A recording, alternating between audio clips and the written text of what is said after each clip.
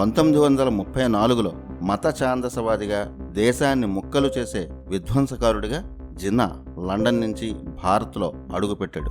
అప్పటి వరకు ఏనాడు పట్టించుకొని మతాన్ని వేషాన్ని మొదలుపెట్టాడు. బ్రిటిష్ వారితో జిన్నాకు చాలా దగ్గర సంబంధాలు ఉన్నాయి.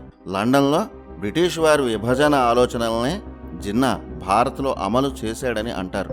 దేశాన్ని ముక్కలు చేయాలన్న బ్రిటిష్ లక్ష్యాన్ని మతాన్ని అడ్డుపెట్టుకుని జిన్నా పూర్తి చేశాడు. ఎన్నో సవాళ్ళ మీదుగా నడిచి పాకిస్తాన్ జెండా ఎగరేశాడు. లక్షల జీవితాలు నాశనం అవడానికి కారణమయ్యాడు. జిన్నాను మొదట్లోనే గాంధీ సహా ఎవరూ కంట్రోల్ చేయలేదు.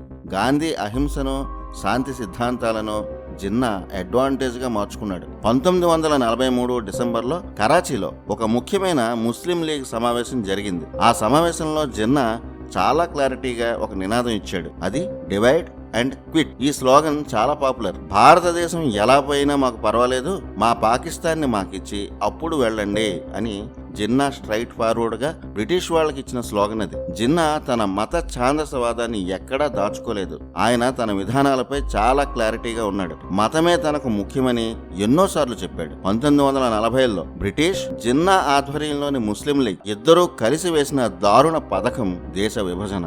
జిన్నా ఎంత కోరినా గాంధీ గారు దేశాన్ని విభజించరు అని భారత ప్రజలంతా నమ్మారు. కానీ ఆ నమ్మకాన్ని వెంటనే వమ్ము చేశాడు మహాత్ముడు. 1943 మార్చిలో దేశ విభజన అంశంపై జిన్నాతో చర్చించేందుకు తాను సిద్ధం అని గాంధీ గారు ఇచ్చిన స్టేట్మెంట్ కి భారతీయులందరూ షాక్ అయ్యారు. గాంధీజీ నుంచి ఇలాంటి సమాధానాన్ని ఎవరు ఊహించలేదు. అక్కడి నుంచే గాంధీ ఇమేజ్ కూడా బాగా తగ్గింది. 1944 సెప్టెంబర్ 9 నుంచి 27 వరకు గాంధీ జిన్నాల మధ్య 14 మీటింగులు జరిగాయి. అప్పట్లో న్యూస్ పేపర్లలో ప్రముఖంగా వచ్చిన వార్తలు ఇవన్నీ. పాకిస్తాన్ ఏర్పాటు విషయంలో మొదట బెంగాల్, పంజాబ్లను విభజన చేయాలనుకున్నారు. ఇది ప్రతిపాదించినది రాజాజీ. అందుకే దీన్ని రాజాజీ ఫార్ములా అంటారు. కానీ ఈ ఫార్ములాని జిన్నా ఒప్పుకోలేదు. తనకు పెద్ద దేశం కావాలని అన్నాడు. తాము చెప్పిన ప్రాంతాలతో పాకిస్తాన్ దేశం ఇవ్వాలని జిన్నా డిమాండ్ చేశాడు. సెకండ్ వరల్డ్ వార్ ముగిసింది. ఇక దోచుకోవడానికి భారత్లో ఏమీ లేదు. మొత్తం దోచేసి నీళ్లు లేని బావిలా